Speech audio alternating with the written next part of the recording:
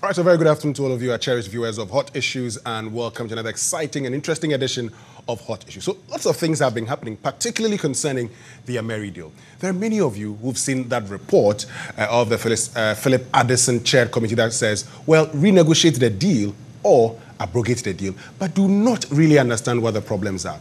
You've asked yourself this question: what at all is wrong with the Ameri deal? Well, this afternoon, I'll be providing answers to all these questions right here on Hot Issues. My name is Winston. I'm going to return after this break. I'll be introducing my guest who knows a lot when it comes to the Ameri deal. Stay with us. We'll be right back after this break.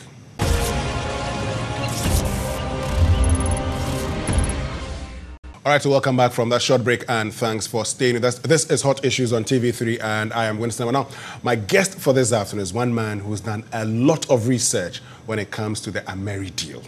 He's also the honorary vice president of Imani Ghana. Bright Simmons, good afternoon. Good afternoon. And thank you very much for joining us. Yeah. Good. So tell us, what's this, about the Ameri deal?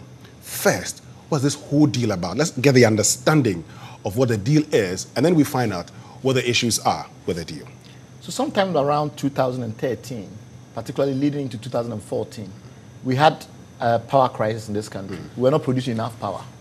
At some point, I think the shortfall, the amount of power that we needed to produce but weren't producing, was between 300 and 600 megawatts. On average, we need about 2,500 megawatts to run the power, to meet the power demand in the country. So we needed to quickly find source of power. Building a normal power plant in this country can take anything from 4 years to 20 years. And the reason being that there's a lot of regulatory requirements that a promoter of a power plant needs to satisfy. So we needed solutions.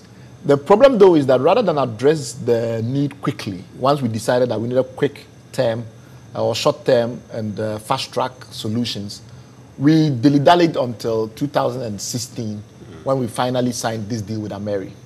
Ameri is a company that is a bit hard to pin down.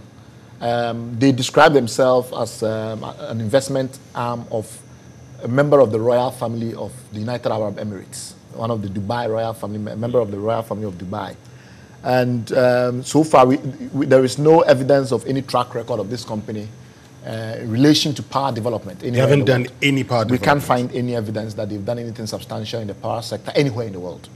But they managed to get themselves a deal that will see us acquire emergency power plants, 10 of them, each of them producing about 25 megawatts, and in total, therefore, producing about 250 megawatts.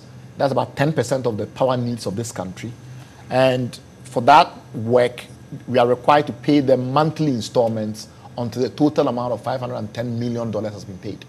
So we have a deal that is worth $510 million. We pay every month almost $10 million. And over the period of 5 years, the total payout then comes to around $510 million. The question that has now arisen is whether we are getting value for money for these payments we are making. Every month we make these payments. We'll get to the value for money bit, but you say, when you say they managed to get themselves a deal, what do you mean? So, in the course of the government looking for solutions to address the Dumsor crisis, there were a lot of inbound, proposals, and I think obviously some outbound requests. We've seen a lot of letters written to the minister then that was responsible for some of these matters, starting from 2014, and there were a lot of proposals made by all manner of companies. Somehow the government did not act till sometime around 2015 when it very aggressively started to pursue some of these deals. And it's only in 2016 that we actually saw the fruits of this work. Now, in the course of it, somehow, there was an understanding by a company called Metka, a Greek company called Metka, that the government of Ghana was interested in working with them to produce or to construct a power plant on a fast-track basis that will produce 250 megawatts of power at a cost of $250 million. $250 million? Yes. So this company, it's a listed company. So every now and then they have to put out numbers, which is profit and loss, income statement, and the likes of it. And analysts who help people make sense of these numbers will often talk to management to understand the numbers better. And these are often called earning calls. So they are making a call, they have a call with the analyst during which they describe or they discuss their earnings. And on one of these calls in 2015, April, Metca indicated that they had a deal with an indicative deal with the government of Ghana worth $250 million. Okay. We believe that was the genesis of this deal. So the $250 million was on what in project management is often called a EPC basis, engineering, procurement, construction, and commissioning basis. Okay. What that means is that you engineer the solution, you go and procure what it takes to build the solution, and then you test and launch or install the solution. Does that make sense so far? Yeah. So you have this EPC type arrangement. And Metca is a traditional EPC company. If you want to think of what type of company that is, in Ghana, popular companies that fall in that kind of range includes Michelletti, Okay. Consa, and companies like that. So they, just like we wanted to build the presidential palace, we want to see somebody. They are responsible for doing the engineering, which is the designs of the presidential palace, procuring the materials, so your tiles, your cement, your whatever, and then they put it all together and they commission it. So that is what a contractor does. Okay. And that's often called EPC. So Metca is that type of company. But don't forget, when we're doing the presidential palace, we found our money and paid off the contractor. Yeah. You pay off a deposit, and then when you finish, you give them their money. So that's what traditionally Metca would do, which is why they put the cost of the project at $250 million. And that is not surprising, given that the equipment that they were going to procure to form the base of this solution they were going to sell to us is a well-known, almost commoditized solution. It's like you can just walk into the market and pick one of them up. It's something called the TM2500 Plus. Okay. Now, the TM2500 Plus is a turbine made from the same technology that used to be they used to incorporate into jet engines. So when you see a big plane, the engines that you see under the wings, they have turbines in them that convert fuel into power. Now, somebody then thought that it makes sense to use the same technology because of the efficiency to produce normal power plants. So a certain type of turbine called the LM2500 came out of this research and development work by a company called General Electric, which is a US company. Okay. Now, General Electric then found out that companies often needed power in large quantities, but very quickly.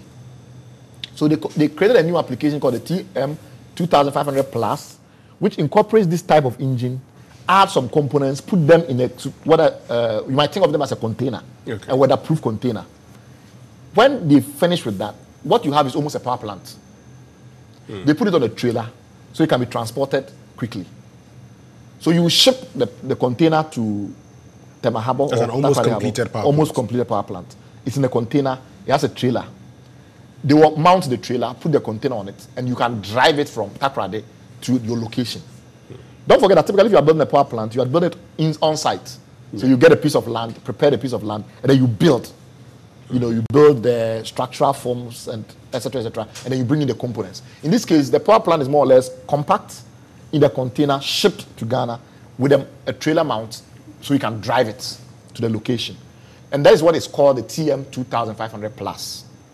Now, this is a well-known machine that people have been buying all the time. Not too long ago, the Republic of Benin bought a bunch of them, about 3 of them. The Republic of Burkina Faso has bought some of them. Port Harcourt Refinery, so not even a government, a refinery bought one of them. The interesting thing about all of these deals is that they were done either directly with General Electric, which manufactures them, or through one of their major distribution partners called APR. Okay. So you either go to the manufacturer, because it's a big ticket item. It's a huge amount of money you are going to pay. It's not a small, small change. Or you go through one of the authorized distributors. And the reason you go to the authorized distributors is if you want to rent them. So you're either buying them from GE or you are renting them through APR. That traditionally has been the structure of these kind of deals. So Ghana was talking to Metca because Metca also provides fast-track solutions where they buy the turbine, but they create the casing to form the power plant in the box. And I believe that in the beginning that was the discussion. Then somehow it was decided that Ghana didn't want to pay for it outright on an EPC basis. Ghana somehow needed a financing solution bundled with it. That means simply that we don't have the money immediately to buy the whole thing. So create a means for us to acquire it. And the solution that was, in discussion was in relation to paying monthly installments. So when you do that, and that was with Metca. The Metca deal is what was then announced subsequently. So don't forget that I said there was an EPC deal that Metka announced in 2015. Yeah. Then in 2016, Metka announced another deal, which then involved GE and other partners because it now involved financing. So that deal was now no longer a pure EPC, but a EPC with financing. And that deal was supposed to be in the region of $350 million. So the sum has now moved from $250 million to $350 million. The reason being that now you don't want to pay upfront, you want to pay over a period of time. So if you want to pay over a period of time, then assume that there's an implied interest rate. Just as would be the case if you went to borrow the money to come and buy. Now that interest rate has been bundled into the price and allows you to pay in installments. So it's like you want to buy a house, but you don't have the money to buy the house upfront. So you go and see HFC or Ghana Home Loans or whatever, and they give you a mortgage deal. So in a mortgage deal, you may pay a deposit or you may not pay a deposit. But in the end, every month you make a payment. And then when you add all those monthly payments together, often it's a bit higher than the price you would have paid if you had bought the house outright, because there's a time cost of money. And what you pay in 3 years has less value than what you pay today, which is what we often call the net present value. So if I give you $300 million and I spread it over 3 years, what will the value be of that $100 million that I've given to you over 3 years today? That's the NPV, the net present value. So when you do those analyses, it often be the case that you pay more. You get a point. The problem arises because after this announcement was made, a year thereafter, late that year, we then discovered that rather than do the deal with Metka, we were rather doing the deal with Ameri. And rather, Ameri had gone to Metka. Metka had then found themselves a subsidiary called PPL. So Metka is a Greek company. They have a subsidiary in Turkey called a PPL. Now, PPL now became the EPC contractor. The guys putting the stuff together. And Ameri comes in as the financier. But now the deal is no longer $350 million. It's now $510 million. Our argument is very simple. All that has been happening is different middlemen coming in as the deal grew more complex. And we are arguing that the growing complexity of the deal was unnecessary given what was needed. We'll get to the complexity of it, but you talked about in 2015.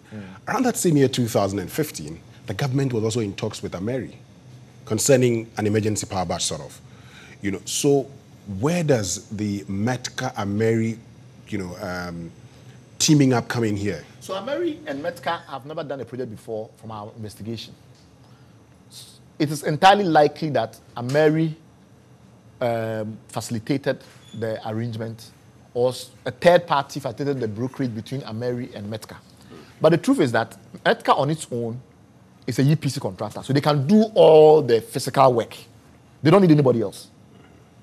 Let's say they subcontract to PPL. We have our doubts why they did that, because typically they do it themselves.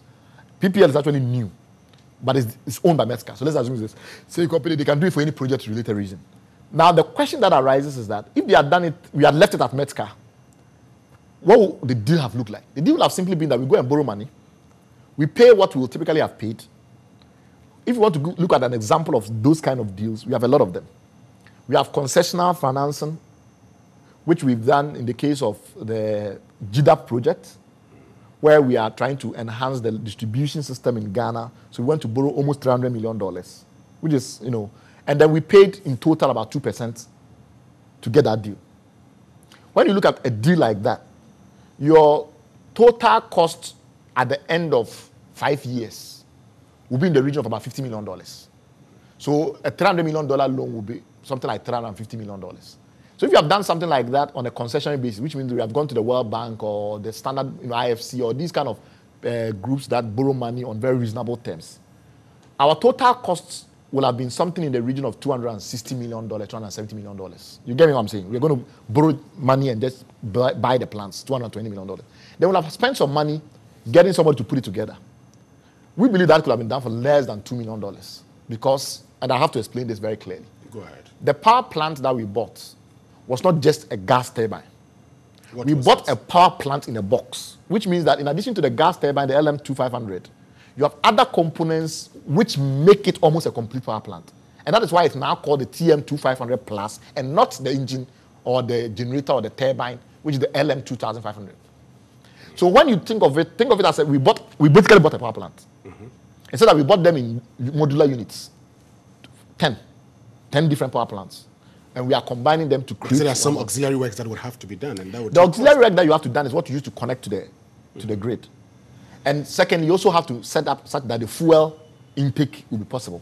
But these are all standard things that everybody does. I mean, how much does it cost to do electrical cabling from a generator to a power plant? You tell me. We provide transformers. We think $2 million would have been fine. But let's say that because, you know, this kind based on standard practice? Based on bill of quantity approach, where we just simply look at price of things. But often in project management, it's not just the bill of quantity you are looking at. You're also looking at insurance. You are looking at manpower, specific manpower needs. You're looking at the fact that you are bringing an expatriate. So let's say because of these things, typically if you're going to go with a big company, you pay more. Sure. So let's say we even agree for 10% of the cost of the entire, the plants as the cost that we are going to incur to put it together. That still brings the project to about $250 million, which is what Metsca will have charged if it was just a pure EPC. You get my point? Okay. Hold on 1 minute. When we return after this break, I'll find out because in Parliament, we were told it was going to cost us $410 million if we went for an outright purchase. This is Hot Issue. Stay with us. We'll be right back after this break.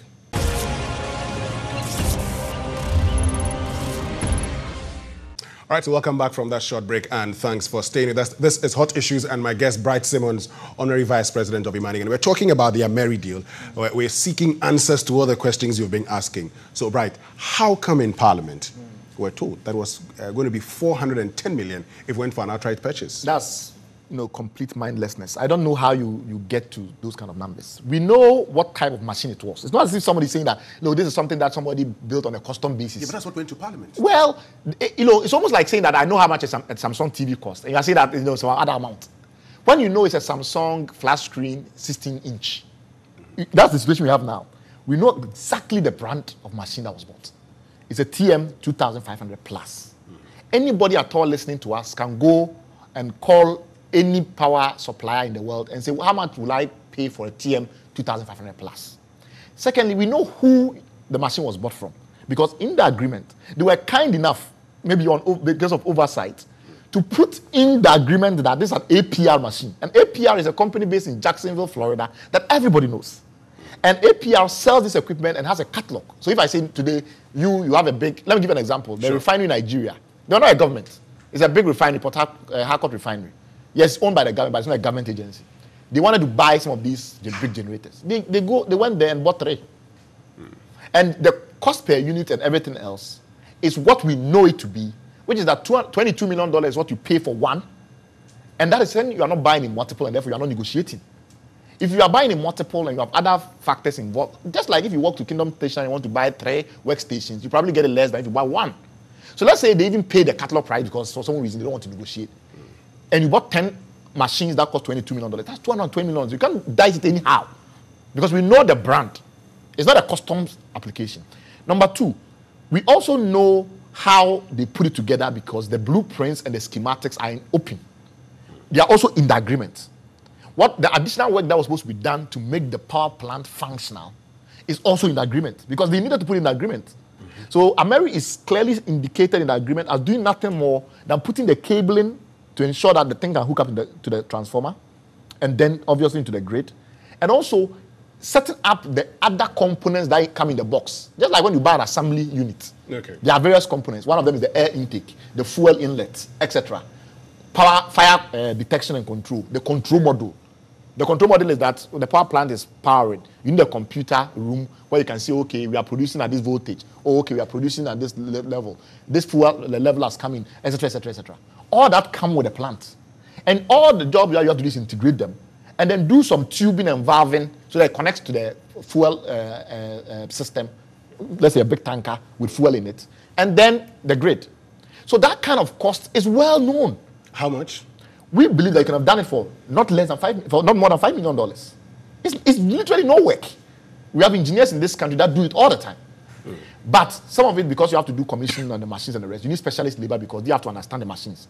So let's look at things like testing and things like that. There are fuel specifications that you have to meet. So there are testing facilities that enable you to check the fuel specifications. All of those things are in the agreement in great detail.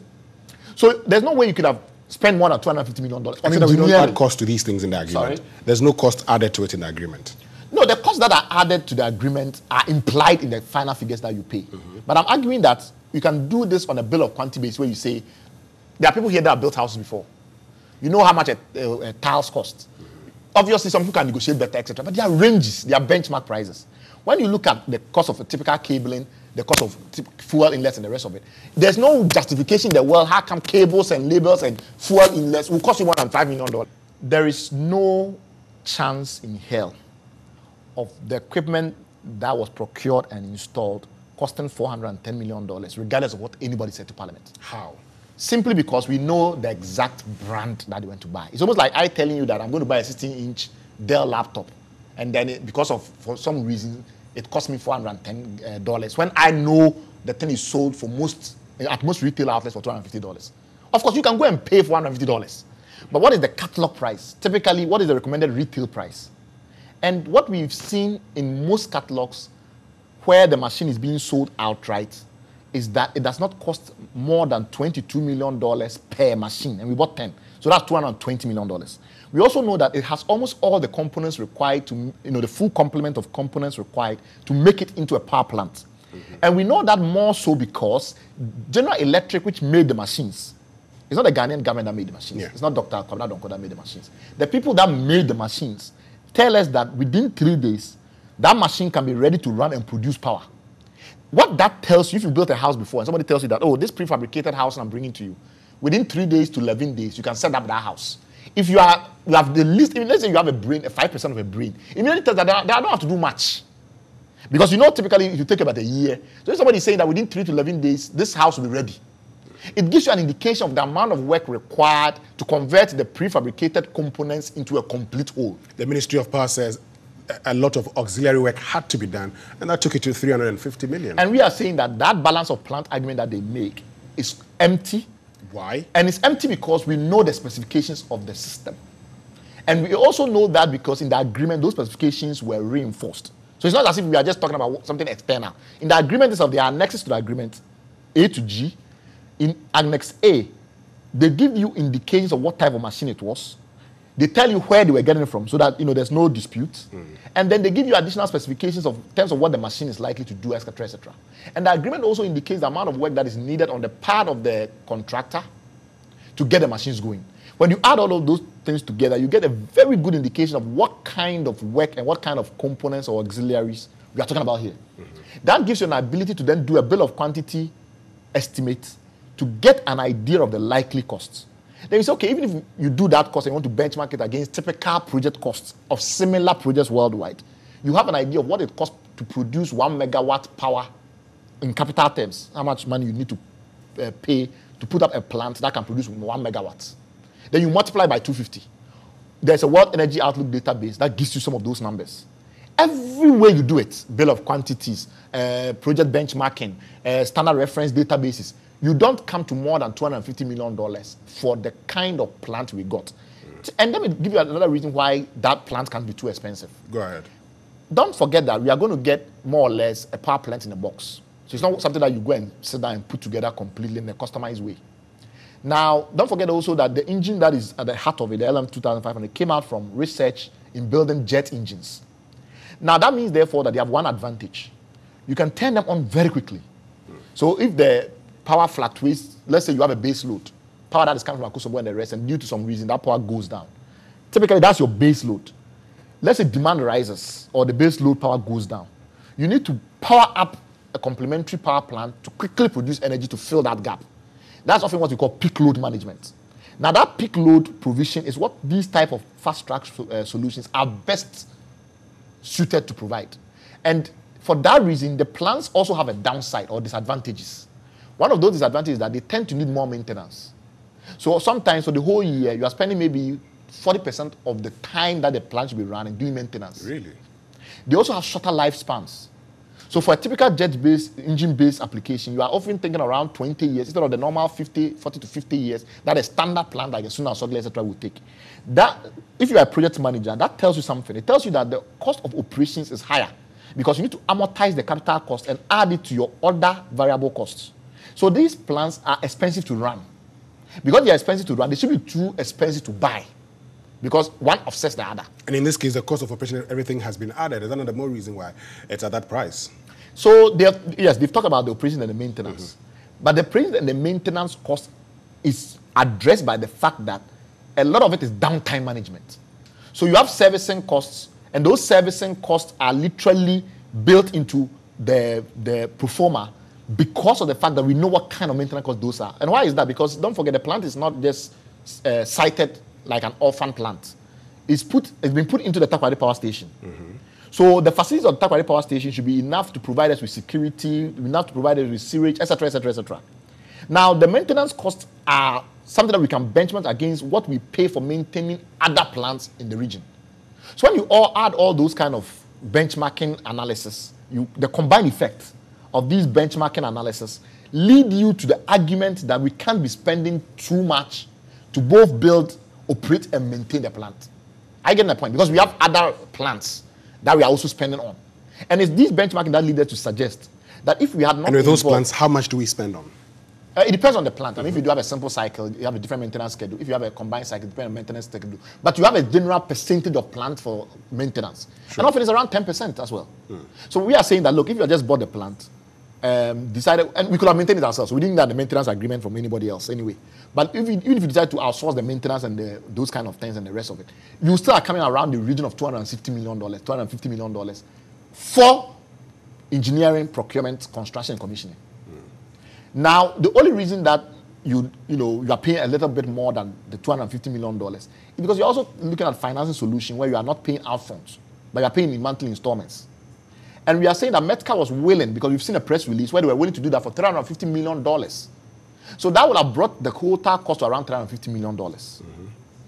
How Ameri then came in and added an additional $150 million is what is leading to this current controversy. Stay with us. We'll be right back after this break.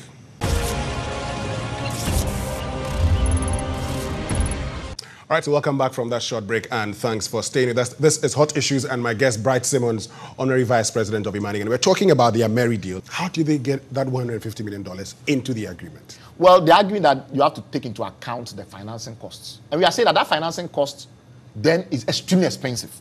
So financing, everybody can get financing. You can walk into, you can call a group of microfinance companies in Ghana and say, I want $200 million to go and buy a power plant. And they'll say, okay, if you want $200 million to go and buy a power plant, we'll give you 80% interest. Yeah. You can also go to the big banks and say, we want $200 million and put them together. And given that their cost of capital is different, they will say, we'll give you 20%.